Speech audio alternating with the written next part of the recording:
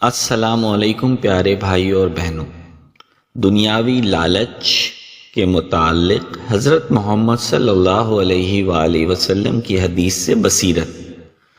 हज़रत इब्न अब्बास रज़ियल्लाहु ताला अन्हु नबी अकरम सल्लल्लाहु अलैहि वसल्लम से रिवायत करते हैं, आप सल्लल्लाहु अलैहि वसल्लम ने फरमाया, अगर इंसान के लिए माल की दो वादियाँ हों तो वो तीसरी तलाश करता है।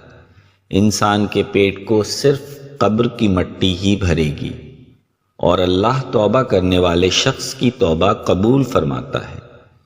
रेफरेंस मिशकात हदीस नंबर 5273। आइए लालच के ख़तरात पर गौर करें और अल्लाह ने हमें जो कुछ दिया है इस पर राज़ी रहने की कोशिश करें। और याद रखो, अल्लाह उन लोगों की तौबा कबूल करता है जो उससे इस्तग़फ़ार करते हैं। जज़ाकल्लाहु खैरन।